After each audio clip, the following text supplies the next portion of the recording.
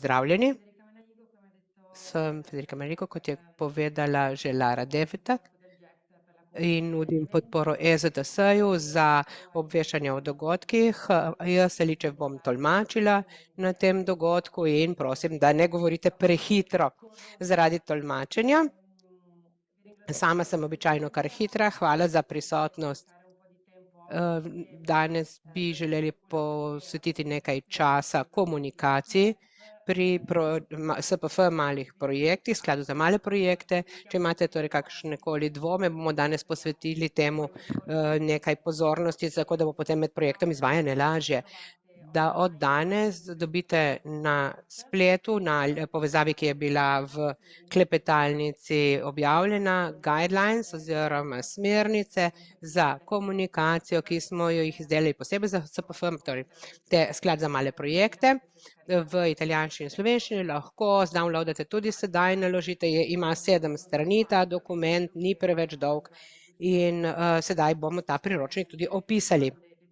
Vprašanja, če se strinjate, bomo prihranili za konec, tako da bomo videli, če nam bo uspelo nekako obdelati najprej vse točke, no in potem ob koncu bi šli na vprašanja.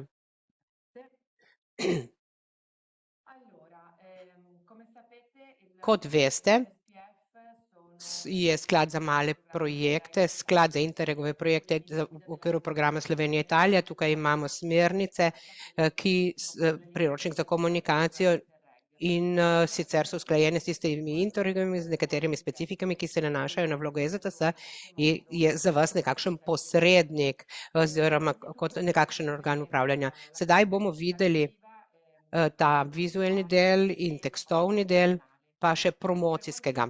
Kar se tiče logotipa, kot vidite, tule objavljeno, je to edini logotip, ker vsi projekti morajo uporabljati ta logotip za divulgacijo, za posredovanje širjenje svojih informacij, tako da je enoten za celoten sklad za male projekte do 2025, je že narejen, ustvarjen, ni vam treba ustvarjati novih Interregovih logotipov. Torej.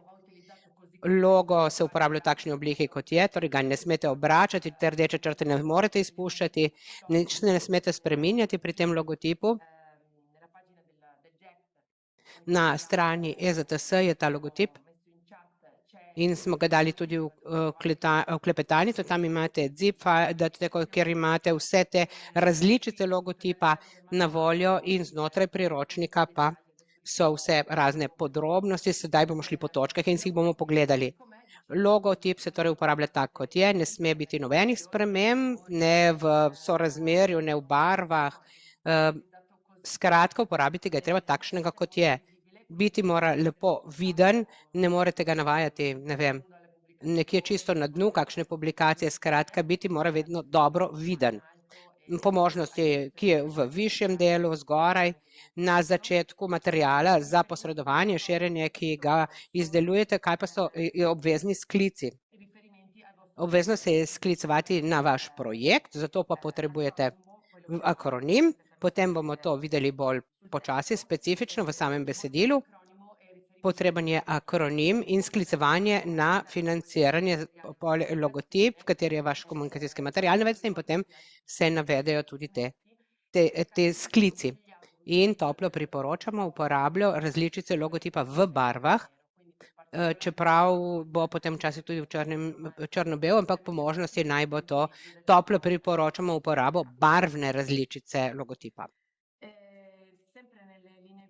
Še vedno v teh smernicah, priročniku, ki smo ga pri Interregu izdelali, imate tudi izvleček celostne grafične podobe in sicer specifične strani, ki jih boste potrebovali z tega Interregovega priročnika. To pošljete grafikom in tistim, ki skrbijo za to in bodo potem razumeli vse te sklice, namreč tam je vse, kar se tiče celostne grafične podobe, minimalna širina logotipa, naprimer najmanjša velikost logotipa, v papirnati obliki za na spletu, skratka v raznih formatih, pravila za impaginacijo, tudi uporaba barv in zlasti uporaba Interregovega logotipa skupaj z drugimi logotipi. Tudi o tem dobite vse podatke. Potem bomo to še podrobneje si pogledali.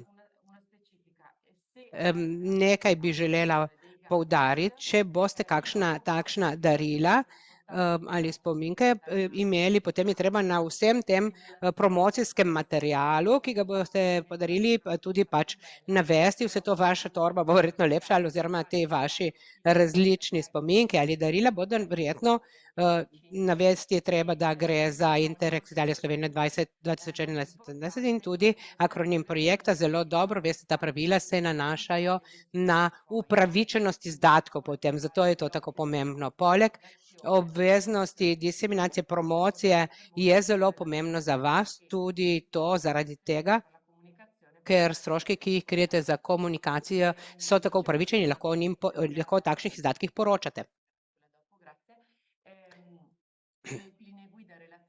V smernicah v zvezi z logotipom znotraj priročnika boste dobili tudi sklic glede uporabe drugih logotipov skupaj z Interregovim.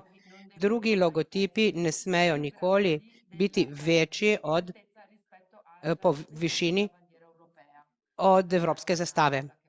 To je pač pravilo, ki velja za vse te evropske programe, tako da lahko seveda uporabljate še druge logotipe, poleg tega vendar v vsakem primeru morajo upoštevati to sorazmerje. Sedaj bomo nekaj na kratko specificirali glede uporabe logotipa Go 2025. Dolžni ste uporabljati Interregov logotip, SPF, potem se pa lahko sami odločite, vi vam priporočamo in bomo veseli, če boste to naredili, ni pa neke obveznosti tukaj, oziroma upravičenost izdatkov ni na to vezana, dajte pa vseeno uporabljati logotip tudi Go 2025, ki vam ga bomo poslali po mailu po tem sestanku. Lahko ga uporabljate, vendar dajte upoštevati pravilo evropske zastave, ki mora biti večja od tega logotipa, tako kot sem povedala prej, kot je tu navedeno. In to lahko uporabljate, če je več recimo prostora, kamor dajete vse vloge, ne pa na tiste manjše materiale seveda. Še nekaj. Sklad za male projekte je eden od linij financiranja, ki jih ima EZTS. Za podkrepitev Evropske prestolnice kulture, vendar vaši projekti niso iz uradnega programa Evropske prestolnice kulture. To je dobro, da spomnimo, ker je to razlog, zakaj je prioriteta na Interregovem logotipu, ki ima prednost, ker so to projekti Interreg Slovenija Italija.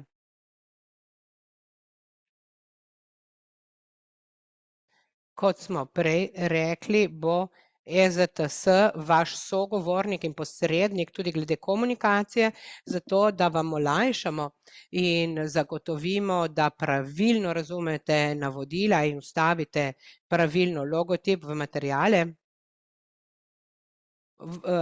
Vas prosimo, oziroma zahtevamo, da se nam predhodno preverjanje pred tiskom ali objavo, preden boste to delili, pošiljali, skratka, da se to pošlje na e-mail spf@euro.go.eu in pošljete to v kontrolo.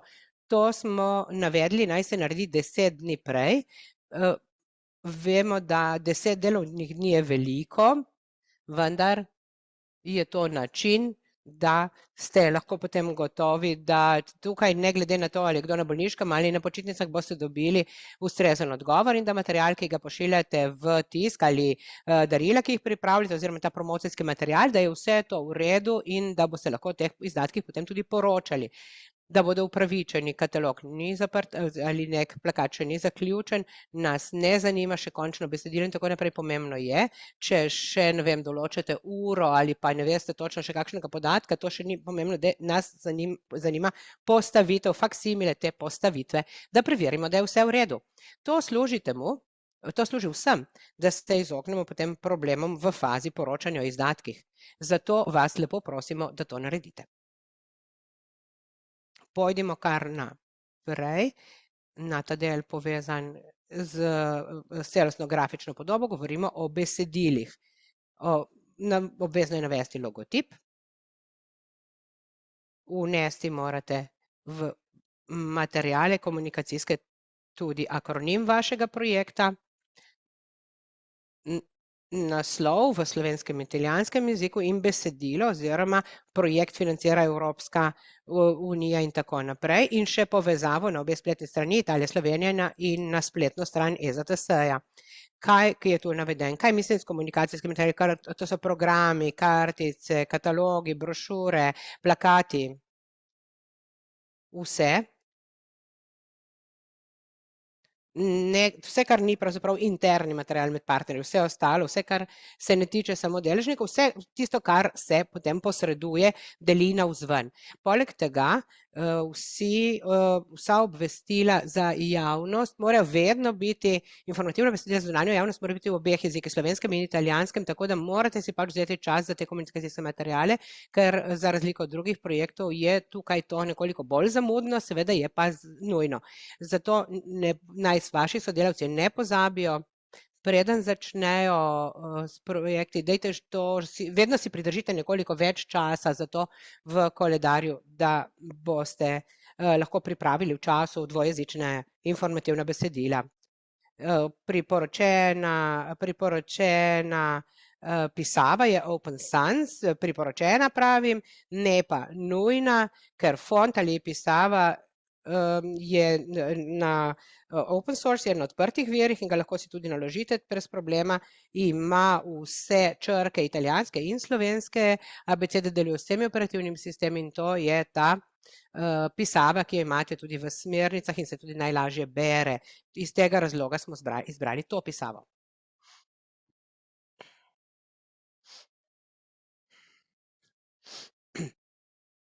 Preden gremo na socialna omrežja, naj še povem, kar se tiče omrežij, je tukaj, imate kratka besedila. Niso nujna, to so kratka besedila, ki povejo, kaj je SPF, torej sklad za male projekte, kaj je EZTS-GO, kaj je Interreg Slovenija Italija 2021-2027 in kaj je EPK.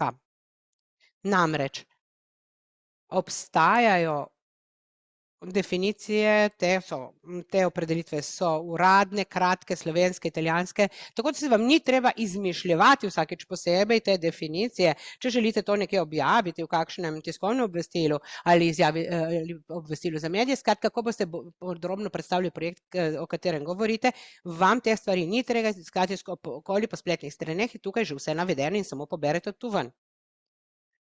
Če vaš projekt predvideva uporabo družbenih omrežij, je na koncu posta oziroma objave potrebno akronim in kdo financira v slovenščini in italijanščini navesti, kot piše na tej prosojnici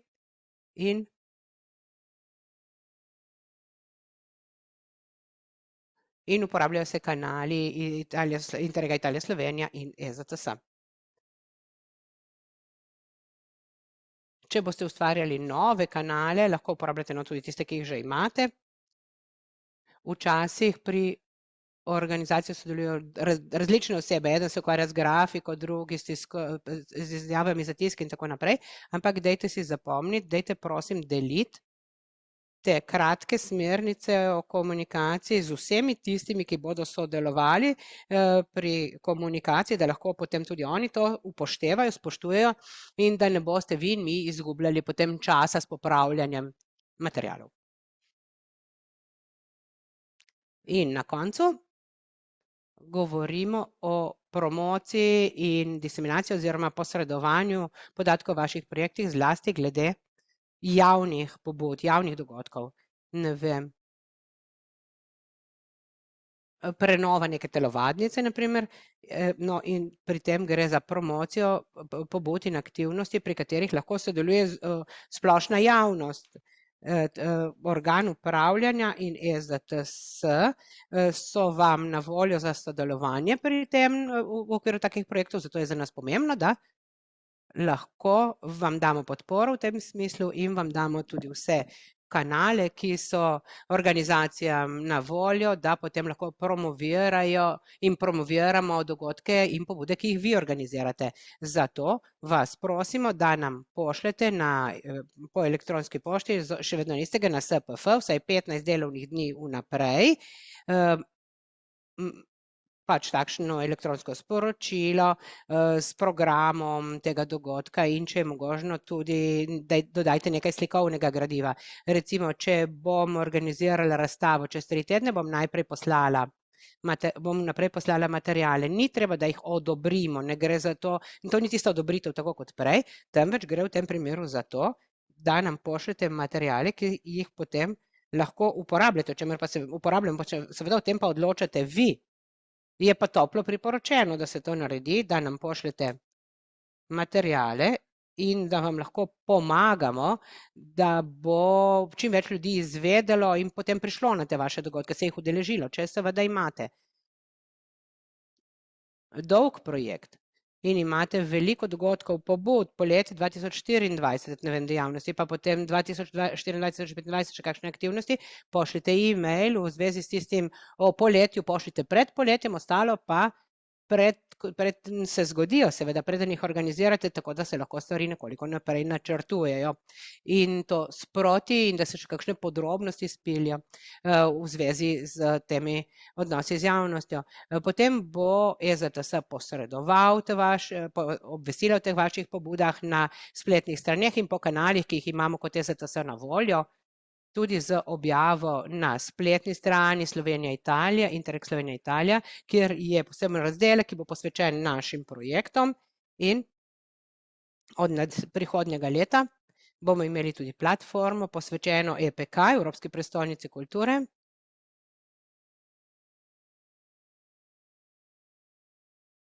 Imeli bomo platformo posvečeni Evropski prestolnici kulture, zato ko nam boste pisali, vam bomo dali tudi navodila, da boste lahko to uporabljali, seveda, če boste želeli, tako kot logo za Go 2025.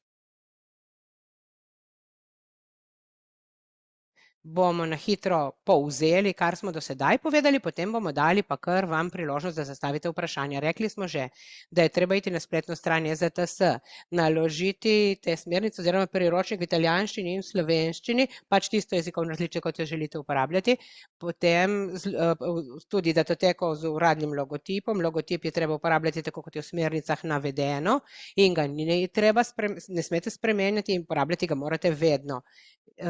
Zato, da bodo stroški ali izdatki upravičeni.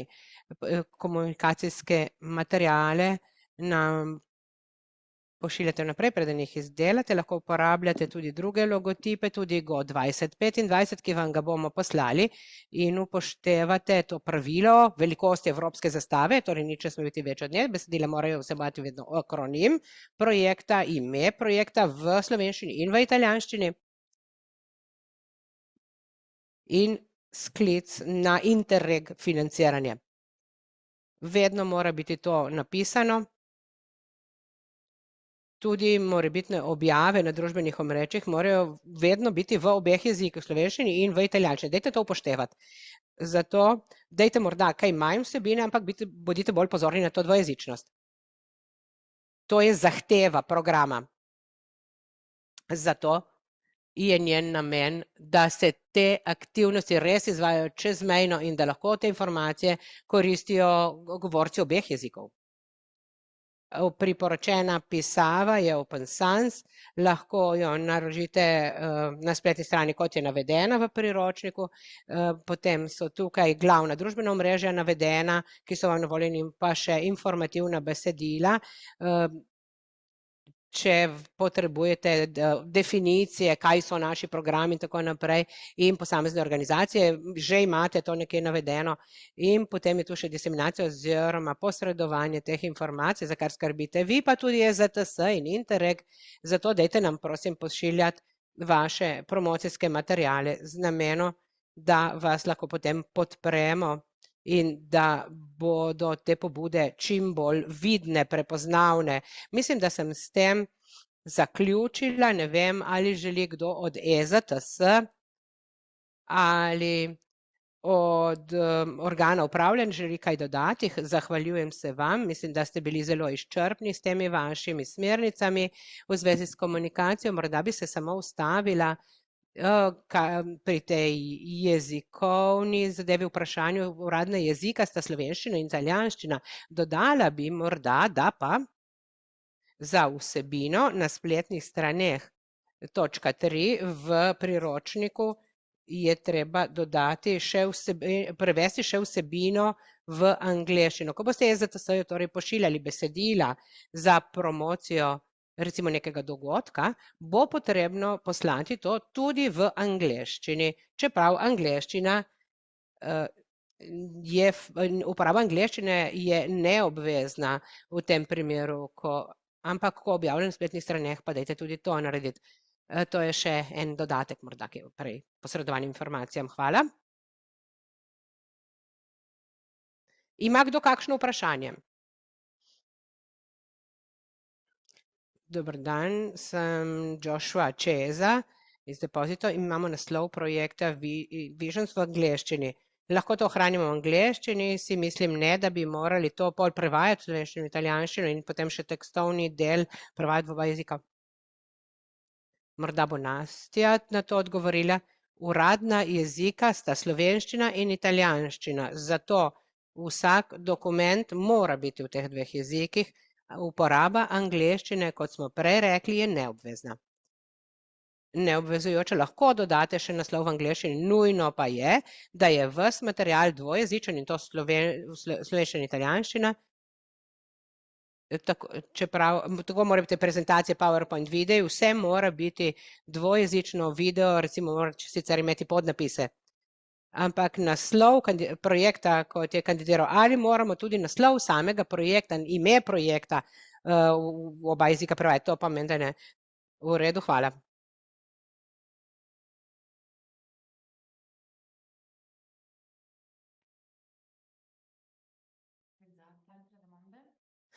Ima še kdo kakšno vprašanje? Vidim nekaj dvignjeni, poglejmo, če je kakšna dvignjena roka virtualna. Bo Marko Gregorič morda prvi spregovoril? Naj povem, da priročnika še nisem prebral, ampak zagotovo ni veliko razlik v primerjavi z Interregovim Kiss&Go. Naš projekt je projekt, ki temelji na komunikaciji, pravzaprav in predvideva tudi postavitev potujoče razstave. Ta razstava bo imela panele in analogne, pa tudi digitalne materiale. Kako bomo to promovirali, ker je to potujoča razstava? Ali bomo potem na vsakem panelu navedli logotip ali zadošča en sam velik panel, ta prva plošča, in na njej navedemo vse te podatke za promocijo sklada za male projekte. Samo ne vem, ali moram čisto na vsakem panelu potem to na razstavi navajati ali zadošča na enem, na veliko. Nastja, bi ti odgovorila? Najbolje bi bilo, da bi EZTS-ju v ogled poslali to postavitev vašega projekta. Običajno bi na vsakem panelu logotip moral biti, ravno zato, ker se potem paneli uporabljajo recimo ločeno, logotipa pa ni, se potem ne razume, da je projekt financiran, tako kot vemo, da je financiran v okviru iz sklada za male projekte SPP. Hvala. Potem bomo pa kar v kontaktu, bomo mi to poslali v predogled, preden bomo izdelali te panele. Hvala. Naslednje vprašanje, Matevž, prosim. Zdravo, jaz bom pa v slovenščini. Torej, jaz sem Matevž Štravs, prihajam iz zavoda ID20 in smo partner v projektu Copasta. Imam eno vprašanje vezano na grafično podobo, in sicer ali je sprejemljivo oziroma dovoljeno, da ima sam projekt lastno grafično podobo, torej lastno logotip na drugačen način oblikovan, druge barve, ali se priporoča oziroma je zapovedano, da uporabljamo grafično podobo sicer SPF-ja. Razumem za logotip, zanima me, se pravi, za vse ostale barve in vse ostale. Hvala. Lara, odgovorim jaz, odgovoriš ti? Odgovorim jaz. Ja, Matevž, pozdravljen. Torej, imeli smo že primer projekta, ki je izdelal svojo lastno grafično podobo, ampak obvezno je, da se držite smernic JECTA oziroma EZTS-ja. Tako da itak boste morali se držati teh smernic. Če želite potem ustvariti svoj logotip, to bo na vaš račun, mislim, na račun projekta, ne? Ampak recimo lahko tudi vstavite vaš logotip, ampak mora biti vedno skupaj vstavljen tudi z logotipom SPF-ja. Tako, lahko izdelate, ampak morate vseeno se držati teh smernic najprej. Najlepša hvala. Ok, grazie, perfetto. E abbiamo anche un altro. Dobro, imamo še eno vprašanje v klepetalnici, ta je v slovenščini, tako vam jo bom tudi prebrala. Vprašanje v zvezi z logotipom. Ali tudi logotip projekta in partnerjev ne sme presegati velikost višine evropske zastave v Interregovem logotipu?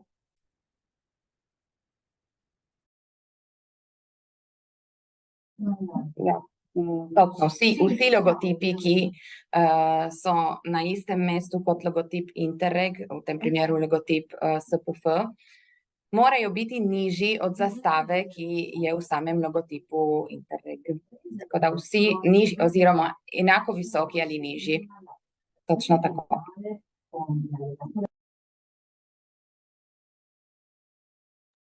Ok, ulteriore domanda nella chat. Nadaljnje vprašanje v klepetalnici za tiste, ki ste že začeli izvajati pobude pri izdelavi materialov, ki nismo recimo upoštevali vse smernic, kaj zdaj naredimo, če smo že kaj takega naredili, pa nismo vsega upoštevali.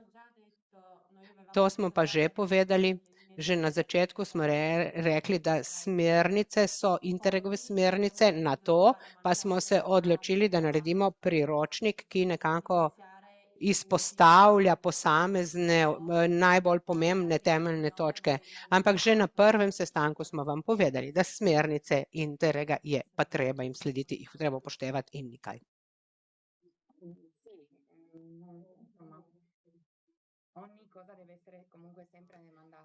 Vsaka stvar mora biti poslana v ogled in kontrolo EZTS-ju. Mislim, da so to, glede tega bile kolegice iz EZTS-ja vedno zelo jasne. Ne vem, kakšne materiale ste že izdelali, če so to digitalni materiali, se jih mogoče da popraviti. Če pa so to posterji ali kaj drugega, pa ne vem, morda bi bilo najboljše, da nam to pošljete v ogled in vidimo, kako rešiti to zadevo.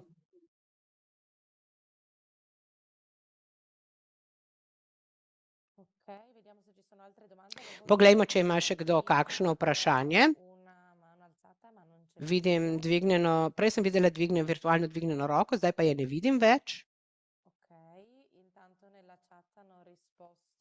V klepetalnici so odgovorili v zvezi z vprašanjem odprej, glede te možnosti, da so morda izdelali nekaj, kar ne je skladno s smernicami ali priročnikom in da je to povezano z pravno z velikostjo logotipa. Svetujemo vam, da nam pošljete e-mail, elektronsko obvestilo in se potem pogovorimo z vami, tako da velja tako.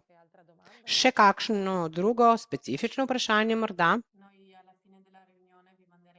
Ob koncu sestanka vam bomo poslali e-mail s follow-up, nekako vsemi novostmi in priročnik, pa vse te povezave vam bomo poslali in navedli bomo tudi posnetje, sicer ta sestanek, zato da, če bi želeli to ponovno poslušati nas, tole srečanje se bo to dalo, sicer pa, če ni drugih vprašanj, lahko tudi mislim, da že zaključimo.